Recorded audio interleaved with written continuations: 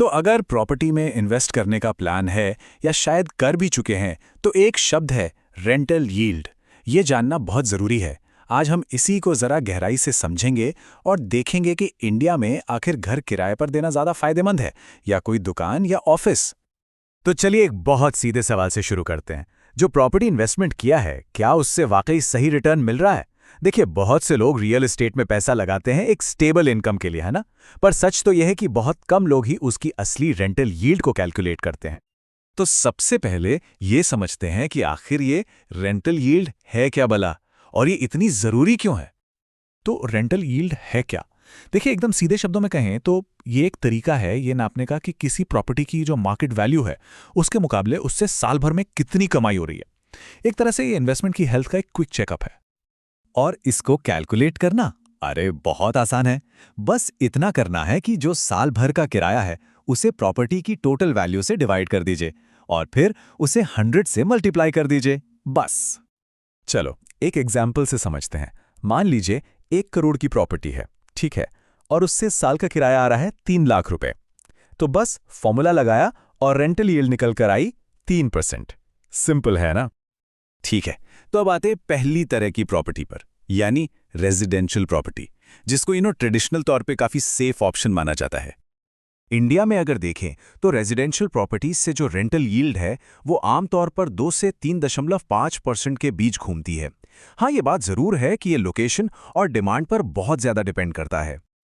अब देखिए, ये जो डेटा है ये काफी इंटरेस्टिंग है। ये दिखाता है कि अलग अलग शहरों में यील्ड कैसे बदल जाती है। जैसे बैंगलोर अपने आईटी हब्स, व्हाइटफील्ड और इलेक्ट्रॉनिक सिटी की वजह से 4% तक की यील्ड के साथ सबसे आगे है। पुणे और गुरुग्राम भी ठीक ठाक हैं, लेकिन मुंबई में यील्ड थोड़ी सी कम दिखती है। तो सवाल यह है कि रेजिडेंशियल यील्ड किन चीज़ों पर डिपेंड करती है। देखिए, जॉब हब से कितनी पास हैं, किराएदार कौन हैं, प्रोफेशनल्स हैं या फैमिली, मेंटेनेंस का खर्चा कितना है, ये सब मैटर करता है। पर सबसे ज़रूरी बात, रेजिडेंशियल प्रॉपर्टी में भले ही यील्ड कम मिले, लेकिन टाइम के साथ उसकी कीमत बढ़ने का चांस, जिसे हम कैपिटल एप्रिसिएशन कहते हैं, वो अक्सर काफ़ी स्ट्रांग होता है। ओके, तो ये तो हुई रेजिडेंशियल की बात। अब कहानी का दूसरा पहलू देखते हैं। अब बात करते हैं कमर्शियल प्रॉपर्टीज की, जिनको माना जाता है कि ये ज्यादा कमाई वाला ऑप्शन है।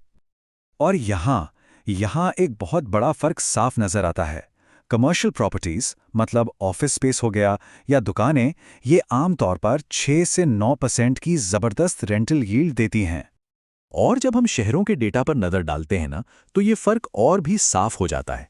बैंगलोर यहां भी टॉप पर है, 9% तक की यील्ड के साथ।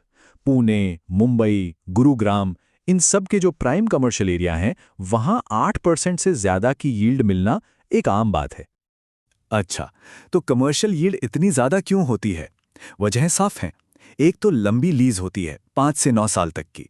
किराएदार कॉर्पोरेट होते हैं तो रिलायबिलिटी ज्यादा होती है, और लीज में ही किराया बढ़ने की क्लॉज होती है। हाँ, ये भी सच है कि इसमें इन्वेस्टमेंट बड़ा होता है और जीएसटी जैसे फैक्टर्स भी आ जाते हैं। तो ठीक है, अब तक हमने दोनों साइड्स को समझ लिया है। अब टाइम है एक हेड टू हेड कंपैरिजन का, ताकि ये फैसला लेने में आसानी हो कि आखिर बेहतर क्या है। और ये स्लाइड मेरे हिसाब से पूरी बात को एकदम क्लियर कर देती है। अगर गोल है एक स्टेडी, ज्यादा पैसिव इनकम, तो बॉस कमर्शियल प्रॉपर्टी जीत जाती है। लेकिन अगर गोल है कम रिस्क, आसानी से बिक जाए प्रॉपर्टी यानी लिक्विडिटी, और प्रॉपर्टी की वैल्यू बढ़े, तो फिर रेजिडेंशियल प्रॉपर्टी ज्यादा सेंस बनाती है। ये चार्ट तो बस एक नज़र में पूरी कहानी बता देता है। एक तरफ है रेजिडेंशियल की एवरेज यील्ड करीब 3% और दूसरी तरफ है कमर्शियल करीब 8%। मतलब फर्क 2 गुने से भी ज्यादा का है। लेकिन एक मिनट, कहानी अभी खत्म नहीं हुई है। अब हम इस पूरे एनालिसिस के सबसे जरूरी हिस्से पर आ रहे हैं, क्योंकि जो शुरुआती कैलकुलेशन है ना, वो पूरी पिक्चर नहीं है।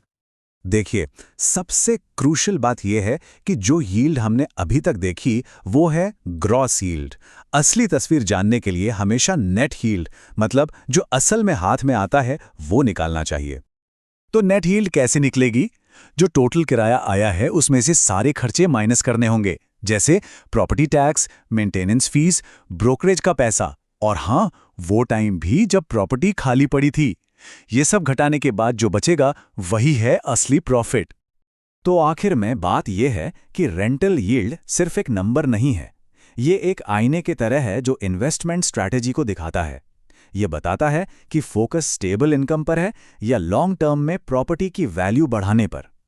तो हम आपको इसी एक सवाल के साथ छोड़े जाते हैं, किसी का भी अपना इन्वेस्टमेंट पोर्टफोलियो किस चीज के लिए बना है, इनकम के लिए या ग्रोथ के लिए?